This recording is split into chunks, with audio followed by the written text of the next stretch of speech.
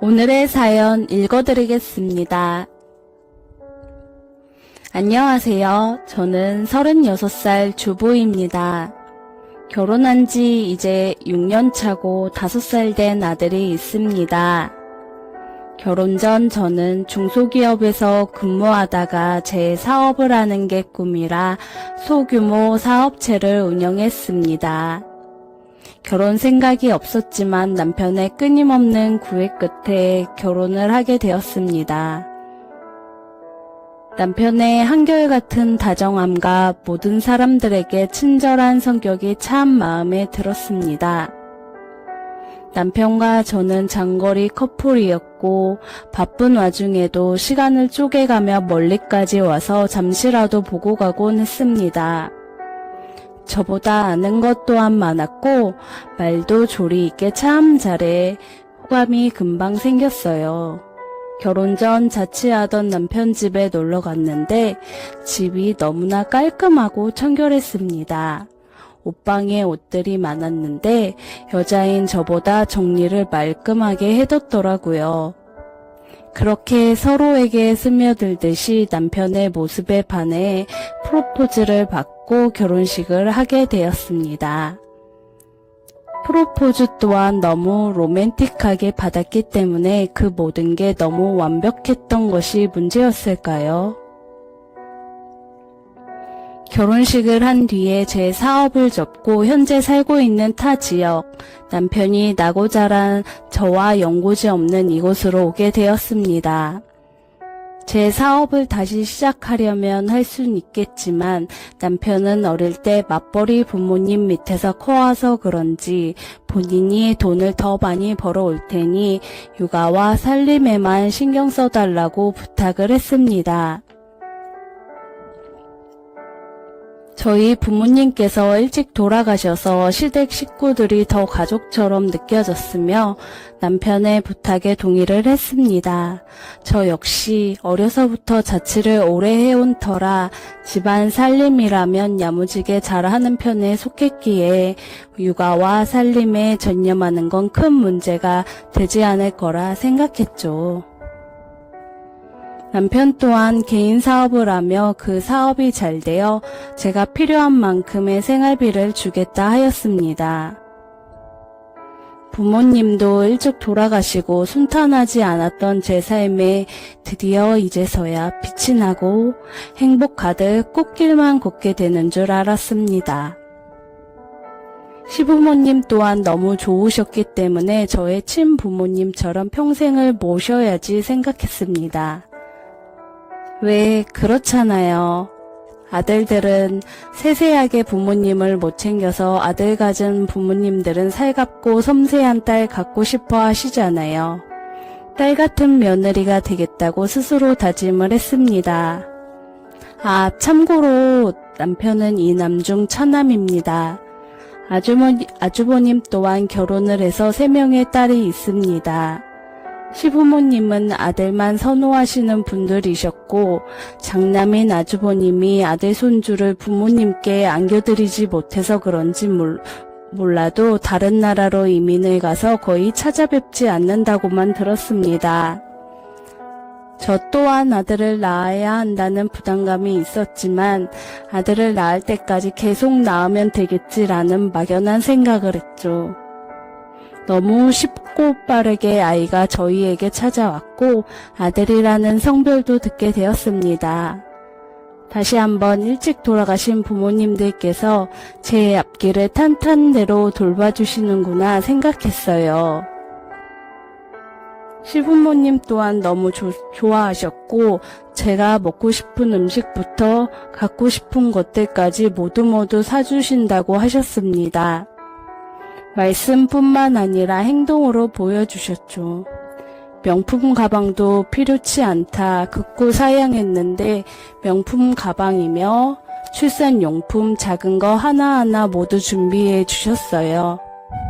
저는 아무것도 신경 쓰지 말고 좋은 것만 생각하라고 하시며 저를 금이야 오기야 불면 날아갈까.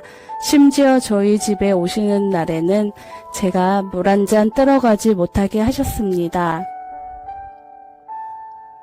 바빴던 남편을 대신해 시부모님께서 저를 더 아끼고 사랑해 주시며 바쁘신데도 저를 수시로 체크해 주셨답니다.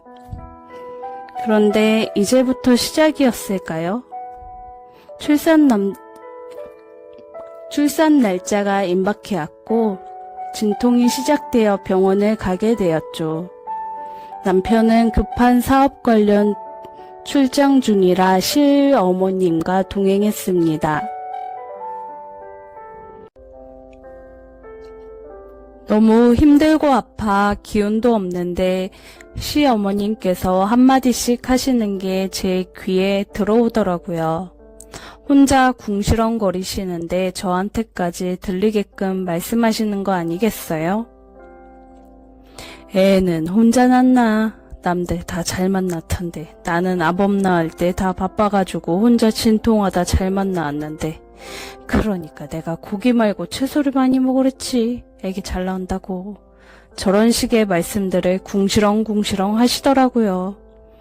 무슨 말입니까 저게. 정신없는 와중에도 제 머릿속과 제 가슴속에 화살처럼 날라와 쏙쏙 박히더라고요.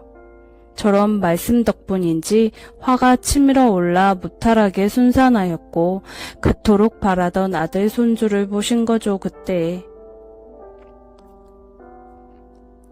시어머니는 제 몸쪽에 새겨진 작은 별 모양 타투를 발견하셨는지 정말 작은 사이즈 타투였는데 아버지 아시면 큰일 난다며 출산하고 나서 축하보다는 얼른 가서 지우라며 저 말씀을 먼저 하시더라고요. 말이 되나요? 출산한 지 고작 얼마나 됐다고. 몸도 풀기 전에 타투부터 지우고 오라뇨. 아들을 낳고부터 시부모님은 돌변하셨습니다. 시아버지는 그나마 덜 이상하신 분이었고 시어머니가 정말이지 같은 분이 맞나 싶을 정도네요. 라떼는 하시는데 사사건건 간섭을 하시며 뭐 이렇게 몸과 마음가짐을 가져야 하고 이렇게 행동해야 한다는 지침서처럼 계속 주입식으로 반복하시며 말씀을 하시더라고요. 그러면서 그 귀한 아들 손주는 잘 돌봐주지 않았습니다. 얘는 누구 닮아 이러니? 아범은 어릴 때 안 그랬는데 우리 집 식구들은 저런 사람이 없는데 사소한 행동 하나하나에도 저런 수식어를 붙이고 말씀을 하셨죠. 남편에게도 이야기해봤지만 한 귀로 흘리면 된다 뭘 그렇게 예민하게 다 따지고 드냐고 하더라고요. 사업 때문에도 복잡하니 집안의 문제들은 제가 해결해라. 저만 괜히 예민하고 속 좁은 사람이 됐습니다. 아이가 아파서 대학병원을 다니는 사건이 생겼습니다. 아픈 아이를 어르고 달래서 대충 끼니를 챙겨 먹이고 저는 입맛도 없어 구운 계란 몇 개 주머니에 넣어 병원으로 향했습니다. 굳이 마다했으나 그날은 어쩐 일인지 시어머니께서 바래다 준다 하시더라고요. 또 어떤 똥을 내뱉으실지 걱정도 됐지만 손주도 아픈 마당에 별일이야 있겠어 했던 게 화근이네요. 역시 사람은 안 변하는가 봅니다. 운전하시며 계속 아이가 아픈 게 제 탓인 것 마냥 말씀을 하시더라고요. 큰 병도 아니고 병원에서 치료 잘 받으면 되는 건데 가는 30분 동안 내내 끊임없이 제 탓을 하시더라고요. 무슨 의도인지 항상 좋은 건 자기 가족 탓, 안 좋은 건 제 탓을 하시더라고요.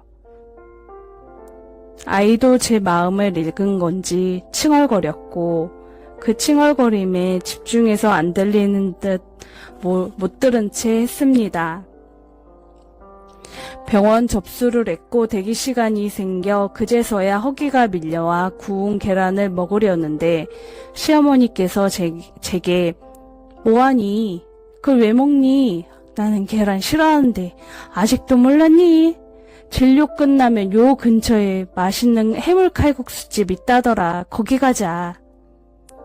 어머니, 저 아침도 못 먹어서 지금 첫 끼 먹는 거예요. 어머, 얘 그럼 우리 손주도 굶겨서 데려왔니? 넌 애를 맨날 굶기니? 그래서 이렇게 병이 그냥 차라리 제가 내내만 했어야 했나요? 그리고 제가 출산 후에 갑각류 알러지가 생겼다는 것도 아시는 분께서 해물 칼국수라뇨.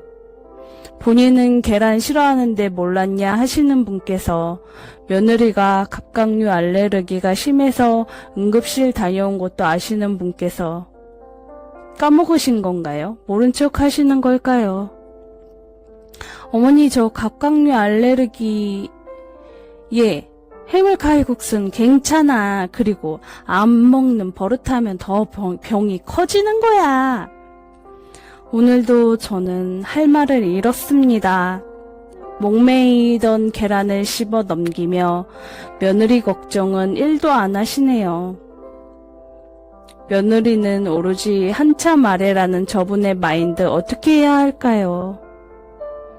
남편 말처럼 그러려니 하며 한기로 흘리면서 살게 되네요.